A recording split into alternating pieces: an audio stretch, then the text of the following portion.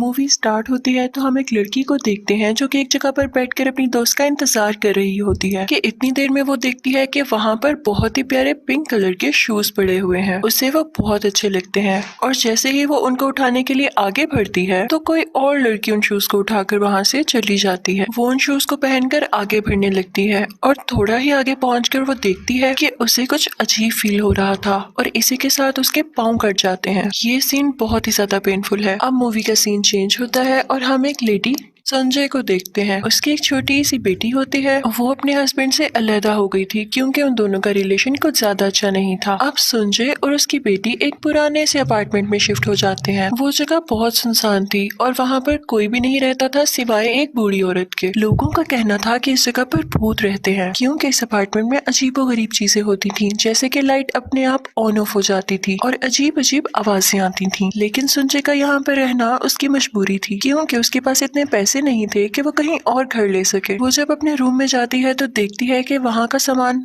काफी खराब है और वहाँ पे सब चीजों को रिपेयर होने की जरूरत है। सुंजी सोचती है कि मैं देर ना करते हुए खुद ही रिपेयरिंग स्टार्ट कर दूं। तो वो एक बल्ब को ठीक करने लगती है, लेकिन तभी बल्ब में ब्लास्ट होता है और एक चिंगारी उसकी आंख में लग जाती है। फिर वो अपने एक दोस्त के पास जाती है जो कि डॉक्टर थी और यहाँ हमें पता चलता है कि संजय खुद भी एक डॉक्टर है और उसका क्लिनिक अभी बन रहा है, यानी अंडर कंस्ट्रक्शन है। फिर हम देखते हैं कि संजय स्टेशन पर घर जाने के लिए वेट कर रही होती है और उसे वही सेम शूज नजर आते हैं। वो पिंक शूज देखने में बहुत प्यारे थे। संजय इधर उधर देखती है कि क्या इन शूज का मालिक तो नहीं खड़ा, वरना मैं ये उसे लौटा दूं। लेकिन देखने पर उसे कोई भी नजर नहीं आता तो वो शूज उठाकर अपने साथ घर ले आती है। घर आकर जब वो शूज पहनती है तो उसे बहुत अजीब लगने लगता है और वो कुछ विजन्स देखने लगती है कि एक लड़की इन शूज को पहनकर डांस कर रही होती है। उसका डांस बहुत ही अच्छा था और साइड पर खड़ी एक और लड़की उसको देखकर काफी जेलस हो रही थी। संजय को लगता है कि शायद वो थकी हुई है इसलिए उसे इस तरह के विजन्स। तभी उसकी बेटी वहाँ पर आती है। वो कहती है कि मॉम मुझे भी ये शूज ट्राई करने दें, कितने प्यारे हैं। तो उसकी मॉम उसे मना कर देती है कि नहीं,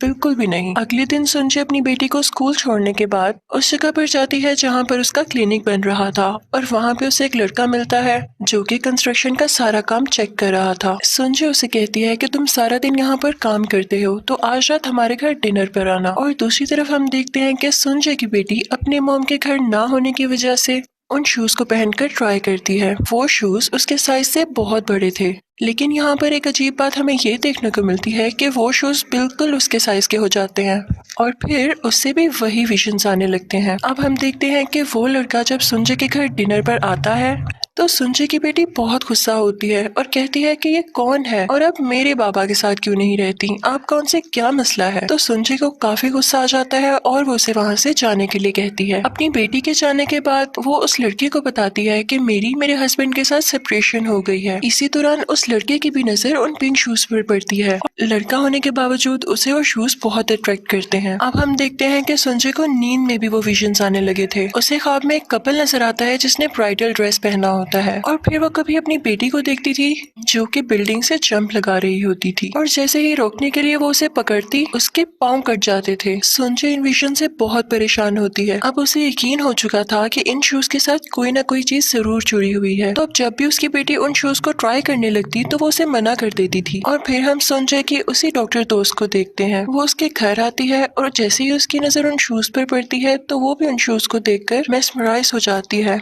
यानी उसे भी वो शूज बहुत अच्छे लगे थे। जैसे ही संजय थोड़ा दूर जाती है तो वो उन शूज को चुराकर भाग जाती है। न जाने उन शूज में ऐसा क्या था कि एक दोस्त दूसरी दोस्त जैसे ही वो शूज लेकर बाहर जा रही होती है तो उसे लगता है जैसे उसका कोई पीछा कर रहा है और तभी कोई पीछे से उसके फेस पर हाथ रख लेता है और उसकी आंखें बाहर निकाल देता है और उसे जोर से धक्का देता है, जिसकी वजह से वो एक शीशे में जाकर लगती है और वो शीशा टूट जाता है, जिसकी वजह से उसकी भी डेथ हो जाती है और उन शूज की वजह से उसके पाँव भी कट जाते हैं। और तभी हम देखते हैं कि वो पिंक शूज वहाँ से गायब हो जाते हैं। जब पुलिस को इस बारे में पता चलता है तो वो उसकी डेड बॉडी अपने साथ ले आते हैं और उसकी दोस्त संजय से इन्वेस्टिगेशन करते हैं क्योंकि वो आखिरी बार उसी के घर आई थी।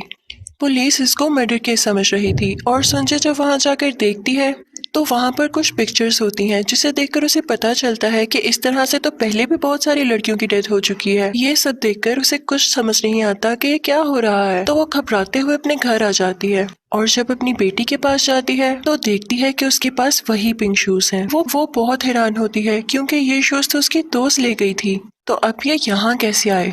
वो गुस्से से अपनी बेटी के पास जाती है और वो शूज लेकर डस्टबिन में फेंक देती है, क्योंकि अब वो नहीं चाहती थी कि इन शूज की वजह से, जो कि सिर्फ उसको पसंद है, किसी की भी जान जाए। लेकिन जब वो वापस रूम में आती है तो देखती कि उसकी बेटी ने वही शूज पहने हुए हैं। ये देखकर वो काफी ज्यादा डर जाती है और इसी वक्त ही उसकी बेटी के पाँव से खून आने लगता है। ये देखने पर संजय बेहोश हो जाती है और जब उसकी आंख खुलती है तो वो देखती है कि वो और उसकी बेटी एक हॉस्पिटल में है और वो देखती है कि उसके हाथ में वही पिंक शूज है। वहाँ पे वो लड़का भी था जो उसके क्लिनिक पर काम करवा रहा था। वो उसे ऊपर टेरिस पर ले जाता है और उसे बताता है कि मुझे 60 साल पुरानी एक पिक्चर मिली है जिसमें एक लड़की ने सेम ऐसे शूज पकड़े हुए हैं। संजय इन शूज के बारे में अब और जानना चाहती थी, तो वो उस लड़की के साथ इन शूज के बारे में पता करने चली जाती है। वो सोचती है कि उसके अपार्टमेंट में जो बूढ़ी औरत रहती है शायद उसे कुछ इन पुराने शूज के बारे में पता हो, क्योंकि जब उस बूढ़ी औरत ने उसके हाथ में वो पिंक शूज देखे थे तो उसने उससे कहा था कि इसको फेंक दो। और ऐसे लगता था दोनों उस बूढ़ी औरत के पास जाते हैं। वो दोनों उससे पूछने लगते हैं, लेकिन वो काफी डरी हुई होती है और कुछ भी नहीं बताती। वो दोनों उससे रिक्वेस्ट करते हैं तो वो कुछ बोलना स्टार्ट होती है। वो बताती है कि जब वो यंग थी तो वो एक लड़की ओकी के घर काम किया करती थी। वो लड़की डांसर थी। वो एक लड़की से नफरत किया करती थी क्योंकि उससे बहुत जेलस फील करती थी। उस लड़की का नाम गायको था और उसका दोस्त उसका बहुत ख्याल रखा करता था। यही वजह थी कि ओकी उससे जेलस थी। एक दिन उस लड़के ने गायको को वही पिंक शूज गिफ्ट किए, जिसे देखकर उस डांसर के दिल में भी ये बात आई कि उसे भी वैसे ही शूज चाहिए और उसने गायको के फ्रेंड को अपने जाल में फंसाना शुरू कर दिया और वो उसकी बातों में भी आ गया। लेकिन एक दिन गायको ने उन दोनों को एक साथ देख लिया, जिसके बाद वो वहां से चली गई। लेकिन उसका दोस्त उसके पीछे उसे मनाने आया और जब डांसर ने ये देखा तो भी उसे बहुत गुस्सा आया कि ये अभी भी उसी से प्यार करता है और उसने गुस्से में गायको को मार दिया और उसके दोनों पाँवों को भी काट दिया और फिर उन पिंक शूज को पकड़कर जोर जोर से हंसने लगी। और गायको का दोस्त भी उसके साथ शामिल था। उस दिन ये ओल्ड लेडी भी वहीं पर थी और सब कुछ देख रही थी, लेकिन ये दोनों नहीं जानते थे कि वो भी वहां पर है। और फिर हम उस डांसर को और गायको के दोस्त को ब्राइडल ड्रेस में देखते हैं, यानी वो दोनों शादी कर रहे थे और उस डांसर ने वही पिंक शूज पहने हुए थे कि तभी गायको की सोल वहां पर आती है और उन दोनों को मार देती है। और अब वो यही करना चाहती थी कि जो भी उसके पिंक शूज को हाथ लगाएगा वो उसे जिंदा नहीं छोड़ेगी।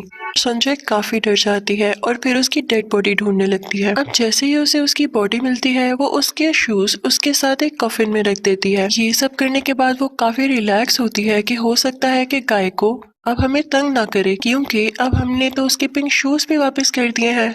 अब हम देखते हैं कि संजय उसी लड़के को पसंद करने लगी थी जो उसकी क्लिनिक साइट पर होता था और वो उसे मिलने के लिए जाती है। लेकिन उसे पता चलता है कि वो लड़का इससे नफरत करने लगा है क्योंकि वो सब कुछ सच जान गया है और ये सच उसे संजय की बेटी ने ही बताया है कि मॉम की कभी मेरे फादर से सेपरेशन हुई ही नहीं, बल्कि उन्होंने उनको मारा है। जैसे ही उसे ये पता चलता है वो गुस्से से आग बगोला हो जाती है और उसका बस नहीं चलता कि वो अपनी ही बेटी को मार दे, और वो करती भी है ऐसा। वो अपनी बेटी को मारने के लिए आगे बढ़ती है, लेकिन उसकी बेटी बचते बचाते वहाँ से भाग जाती है और एक स्टेशन पर आ जाती है। लेकिन संजय भी वहाँ पर आ जाती है और वो अपनी बेटी को मारने ही वाली होती है कि उसे एहसास होता है कि ये वो खुद नहीं है जो अपनी बेटी को मारना चाहती है, बल्कि गायको है जो कि इस छोटी बच्ची को मारना चाहती है, क्योंकि उसने कई बार जो उसके शूज ट्राई किए थे और इसके साथ ही उस छोटी बच्ची के हाथ में फिर से वही पिंक शूज आ जाते हैं। यहाँ पर संजय काफी डर जाती है और गायको से घबराकर कहने लगती है कि हमने तो तुम्हारी मदद की है तुम्हारे पिंक शूज तुम्हें वापस देकर, तो फिर तुम हमारे साथ ऐसा क्यों कर रही हो। और तभी उसके सामने गायको की सोल आ जाती है जो कि